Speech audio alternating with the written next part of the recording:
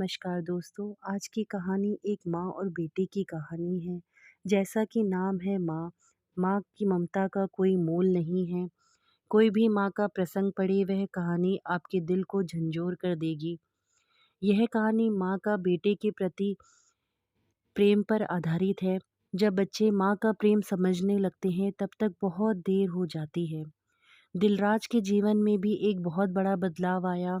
पहले वह गाँव में रहता था, लेकिन अब उसकी नौकरी शहर में थी। उसके माता-पिता ने उसकी शादी एक सुंदर और समझदार लड़की से कर दी थी, जो खुद भी नौकरी करती थी। अब दिलराज और उनकी पत्नी एक साथ शहर में रह रहे थे।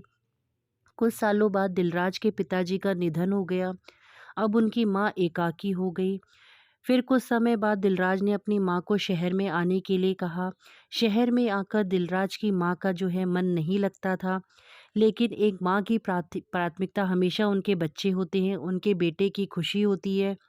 दिन रात वह दिलराज और उनकी पत्नी को समझाने की कोशिश करती कि वहाँ उनको मन नहीं लगता, लेकिन उन्होंने चुपचाप सब सुन लिया। एक दिन दिलराज की पत्नी को जल्दी ऑफिस जाना था, इसलिए वह जल्दी में घर छोड़कर चली गई। फिर दिलराज भी जल्दी में ऑफिस पहुंचा। कुछ समय बाद उनकी माँ ने देखा कि उनका बेटा अपना खाना ले जाना भूल गया है। माँ का दिल झंझोर हो गया। माँ ने बिना देर के फटाफट ऑफिस पहुंचकर उनके पास कुर्सी पे बैठ गई, क्योंकि कंपनी में बाहर जाने की अनुमति नहीं थी। बेटे को परेशान नहीं करने के लिए माँ ने फ़ोन नहीं किया, बल्कि मैसेज किया। लेकिन दिलराज अपने काम में बिज़ी थे और मैसेज पर ध्यान नहीं दिया। माँ ने बाहर इंतज़ार करते-करते कई घंटे बिता दिए और दिलराज का कोई जवाब नहीं आया। माँ की चिंता बढ़ गई। फिर दिलराज ने जब देखा तो दिलराज ने गुस्से में उन्हें डाँटा और कह दिया कि उनका यह शहर नहीं है, यह शहर गाँव नहीं है और उनकी माँ को मनमानी नहीं करनी चाहिए। माँ ने खाने का टिफ़िन दिलराज के पास पहुँचाया और दिलराज ने देखा, दिलराज को यह एहसास हुआ कि उसने बिना सोचे समझे माँ को डाँटा है, जबकि माँ बिना किसी शिकायत के उनके पास आई थी।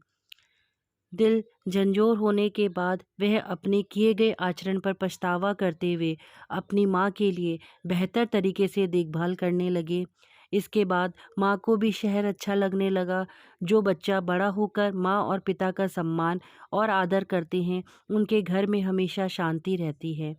माँ का खुश रखना साक्षात भगवान को खुश रखने के बराबर है।